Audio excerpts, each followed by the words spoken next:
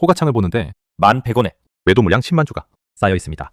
이 정도 물량이면 주가가 여기에서 막힐 것처럼 보입니다. 그런데 몇 초 뒤 1,100원의 매도 물량이 사라지고 주가는 1,200원, 1,300원까지 올라갑니다. 처음 보였던 10만 주는 어디로 간 걸까요?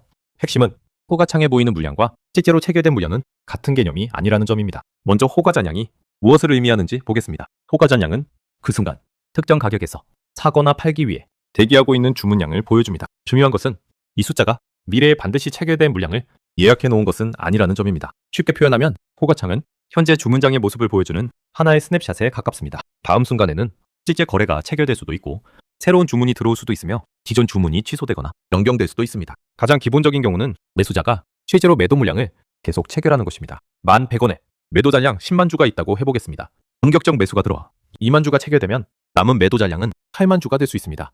다시 3만 주가 체결되면 5만 주, 4만 주가 더 체결되면 1만 주, 마지막 1만 주까지 실제로 모두 체결되면 1,100원의 매도 호가에는 더 이상 대기 물량이 남지 않습니다. 그러면 다음 매수 주문은 1,200원의 매도 호가에서 체결될 수 있습니다. 큰 매도 잔량도 그보다 강한 실제 매수가 계속 들어오면 결국 소진될 수 있는 것입니다. 하지만 호가 잔량이 줄었다고 해서 그 물량이 모두 실제로 체결됐다고 생각하면 안 됩니다. 체결되지 않은 대기 주문은 주문자가 취소하거나 수량을 바꾸거나 다른 가격으로 변경할 수도 있습니다. 예를 들어 처음에는 10만 주의 매도 잔량이 있었습니다. 그중 3만 주가 실제로 체결됐다고 해보겠습니다. 그리고 주문자가 4만 주를 취소하거나 다른 가격으로 변경했다면 현재 1,100원에 남아있는 물량은 3만 주가 됩니다. 처음에는 10만 주였지만 실제로 시장에서 10만 주가 모두 체결된 것은 아닙니다. 따라서 잔량 감소와 실제 체결량을 구분해서 봐야 합니다.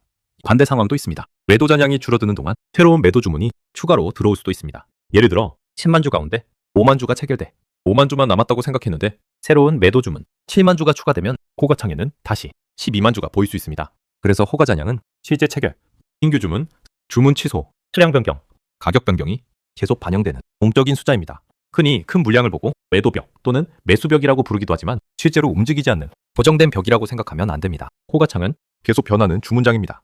여기에서 한 단계 더 봐야 할 것이 체결 속도입니다.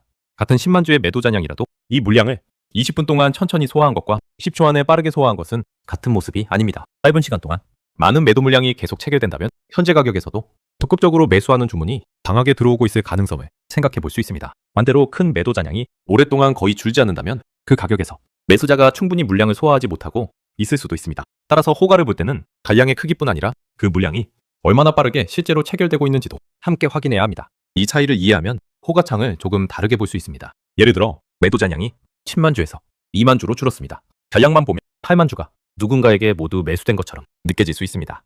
그런데 같은 시간 동안 실제 체결량은 1만 주밖에 늘지 않았다고 해보겠습니다. 그렇다면 잔량 감소의 전부를 실제 매수 체결로 설명하기는 어렵습니다. 일부 주문이 취소되거나 변경됐을 가능성도 함께 생각해야 합니다. 다만 이것만 보고 가짜 주문이었다 또는 허수 주문이었다 라고 단정해서도 안 됩니다. 우리가 확인할 수 있는 것은 호가잔량 변화와 실제 체결의 크기가 서로 다를 수 있다는 점입니다. 큰 매도 물량을 한 번 뚫었다고 해서 항상 강한 돌파라고 볼 수 있는 것도 아닙니다.